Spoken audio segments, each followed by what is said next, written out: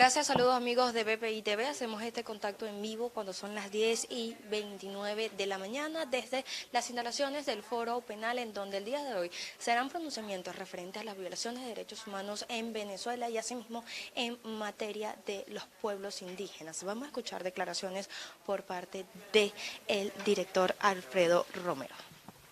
Buenos días a todos. Bueno, gracias por estar aquí con nosotros y poder servir para transmitir pues la información del Foro Penal. Me encuentro en este momento a mi lado izquierdo con el director vicepresidente del Foro Penal, doctor Gonzalo Imió, Olnar Ortiz, que es director de pueblos indígenas del Foro Penal, y nos acompañamos también acá de un grupo de ciudadanos pues indígenas que vinieron pues precisamente a informarles sobre la situación que se vive precisamente en el sur de Venezuela en cuanto a la persecución de diferentes indígenas venezolanos, persecución política. Quiero comenzar muy resumidamente con las cifras de presos políticos. En este momento, al día de hoy, son 392 presos políticos. Y esto es importante, quiero enseñarles este cuadro porque esto demuestra que en diciembre particularmente, esto refleja solo diciembre, no hubo una disminución real de presos políticos, que era lo que se esperaba, que era la expectativa que se tenía, sino que más bien hubo un aumento de presos políticos. Solo en diciembre de este año hubo 22 nuevos presos políticos y en enero ha habido 3 nuevos presos políticos. Para que tengan una idea, el 30 de diciembre se cerró pues el año 2019 con 388 presos políticos y al día de hoy hay 392 presos políticos. Se sigue produciendo lo que ya es conocido por todos y que hemos denominado el efecto puerta giratoria. Mientras excarcelan a algunas personas encarcelan a otras. Ustedes bien saben que en diciembre, bueno, principios de enero realmente, el 6 de enero concretamente, se hizo un show realmente de liberación o de supuesta liberación de presos políticos, que en definitiva solamente se verificaron presos políticos como tal 7 de la lista de 14 que habían presentado, y los otros 7 ni siquiera pues se tuvo información si habían sido excarcelados o no, pero a todo evento no eran presos políticos. Pero incluso tomando en cuenta esas excarcelaciones, el número de presos políticos sigue aumentando. La represión en Venezuela sigue aumentando.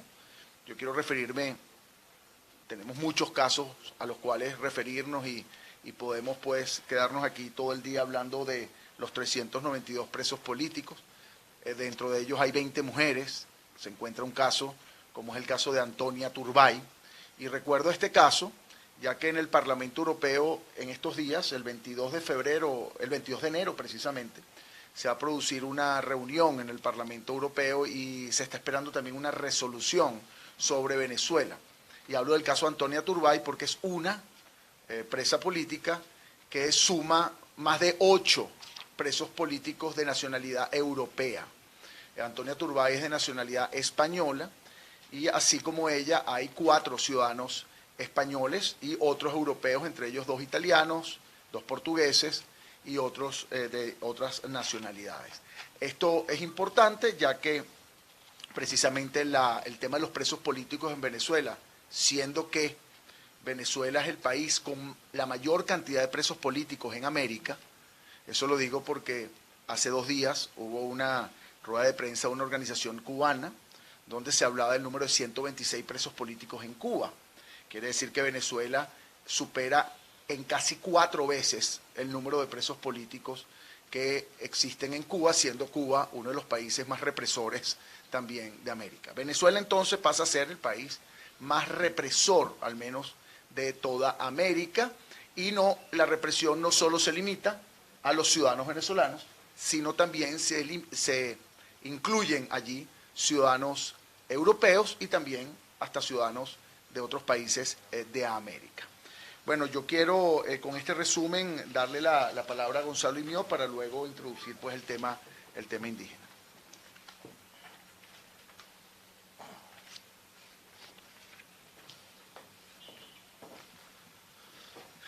Muy buenos días, le habla Gonzalo Imeo Santomé, director vicepresidente del Foro Penal. Básicamente el segundo objetivo de esta rueda de prensa es hablar sobre el hecho de que al día de hoy, desde diciembre hasta acá, en el estado Bolívar es el estado en el que se han materializado más actos de persecución, de represión por motivos políticos recientemente, ¿no? Tenemos 22 presos políticos registrados solamente desde diciembre hasta acá del estado Bolívar, lo que quiere decir que de alguna manera la máquina de represión se ha focalizado en el sur de Venezuela en estos tiempos recientes. Las causas, las razones, ya vamos eventualmente a evaluarlas con nuestro coordinador de pueblos indígenas, Olnar Ortiz, pero específicamente queremos hablar de esta situación que se presentó el 22 de diciembre de 2019 en Cumaracapay, que condujo a la encarcelación arbitraria de, por lo menos, estas son las cifras que tenemos confirmadas en este momento, 13 indígenas pemones, un adolescente que no es indígena, y estamos confirmando además la encarcelación de 4 militares y de otros 3 ciudadanos que también habrían sido encarcelados en esa fecha en función de unas situaciones irregulares que se produjeron en ese estado, repito, el 22 de diciembre de 2019.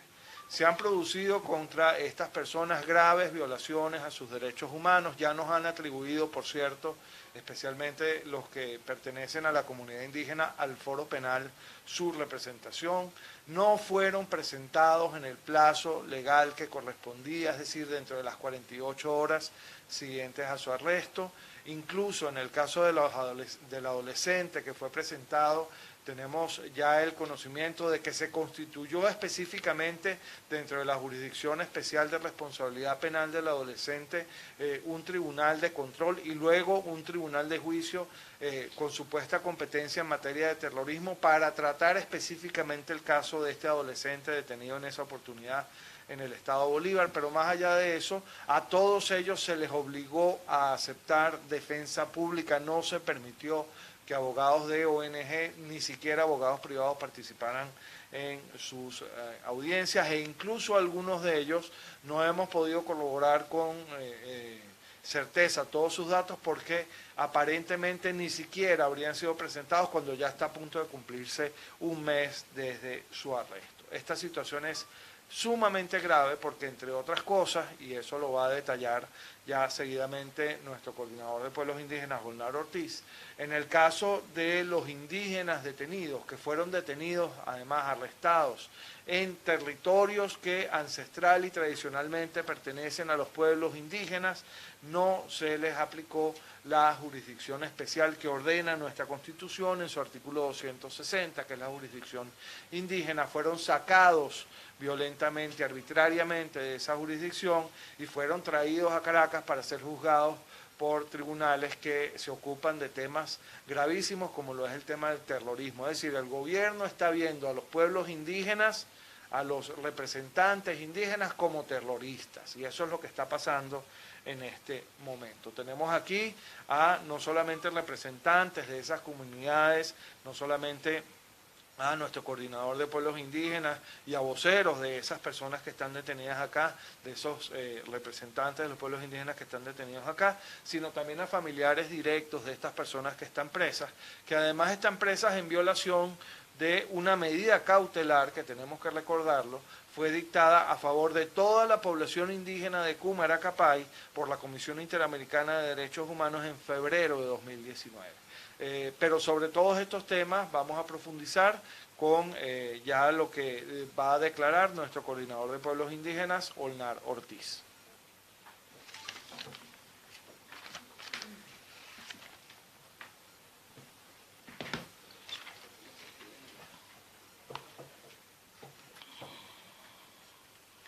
Olnar Ortiz, coordinador de pueblos indígenas del Foro Penal. Como lo decía Gonzalo, nosotros estamos aquí para denunciar la violación sistemática que ha ocurrido con el pueblo, específicamente Puemón, del municipio de Gran Sabana. Recordemos que en febrero del 2019 la Comisión Interamericana de Derechos Humanos conformó lo que es una medida cautelar a este pueblo pemón. El 22 de diciembre ocurrieron unos hechos de los cuales 13 hermanos indígenas se vieron involucrados, más sin embargo, a pesar de que ellos en su momento, ellos fueron y se entregaron por voluntad propia, en ese mismo acto fueron violentados y llenados todos sus derechos. Hubo una audiencia en un tribunal militar, una audiencia que se constituyó en Guasipati, el cual posteriormente a eso se anuló sin justa causa para trasladar a todos estos hermanos pemones acá.